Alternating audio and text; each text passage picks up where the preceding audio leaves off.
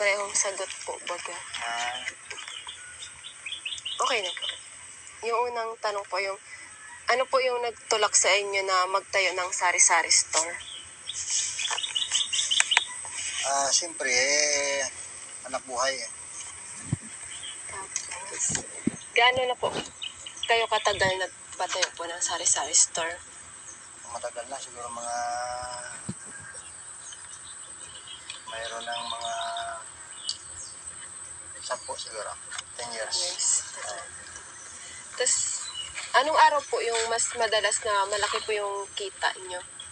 Araw po baga sa Lunes hanggang Linggo po. Ano yung Mga Webes, ganyan. Yes. Ano po yung mga karaniwang mabilis maubos na paninda? Alak, Halak. sigarilyo. Yan. Paano mo po ilalarawan ang iyong araw-araw na benta ngayon kumpara po sa mga nakaraang taon? Ay, ngayon kasi,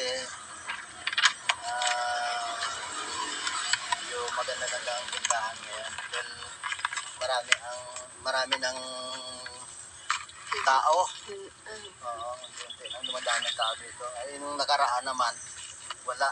Ilang bahay lang dito. Kaya, Oo. tapos, ano naman po yung mga karaniwang problemang financial po na nararanasan niyo po sa pagpapatakbo ng tindahan?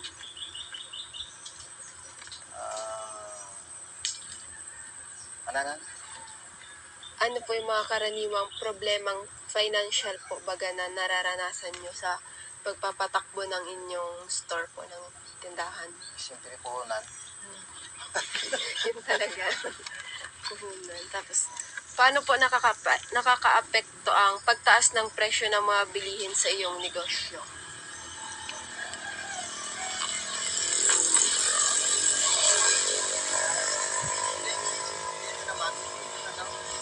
Hindi naman apektado siya kasi taas nila ng presyo. Siyempre tataas mo rin ang Pagbenta naman. Yun po, anong mga hamon ang nararanasan niyo po kapag may kalapit na ibang sari-sari store? wala naman. Paano mo po hinahandle ang mga customer na umuutang at madalas po nadidili yung bayad nila? Kaya po sila. Tinatawanan lang. Wala na magagawa pag delay. Oo. Tapos, paano mo po inaayos ang presyo ng mga paninda kapag tumataas ang presyo ng mga bilihin? Ano na yan? Paano mo po inaayos ang presyo ng mga paninda kapag tumataas ang presyo ng mga bilihin? Siyempre,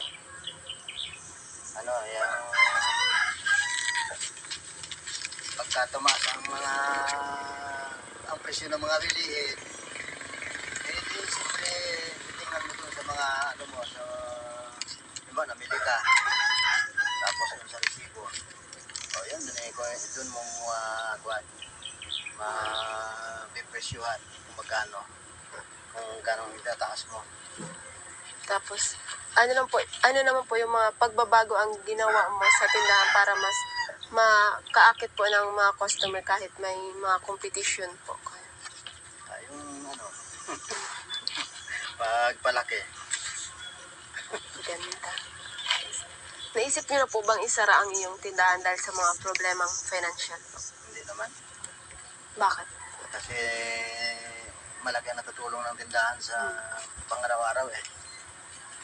Tapos, ano naman po yung nagtutulak sa iyo na ipagpatuloy ang sari-sari store kahit may kahirapan sa pera?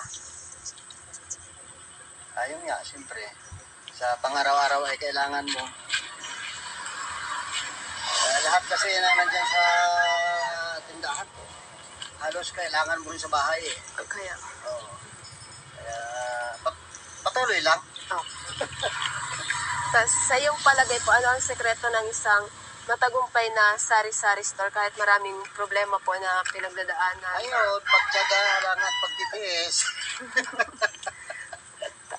Last po, anong mensahe po or payo yung gusto nyo ibahagi din po sa ibang sari-sari stores owner po? Yun. Masasabi ko lang ay sana makapagtiyaga din sila, makapagpasensya sa mga customer na nakakalimot magbayad. Yun talaga. Yun lang. Thank you po. Sige.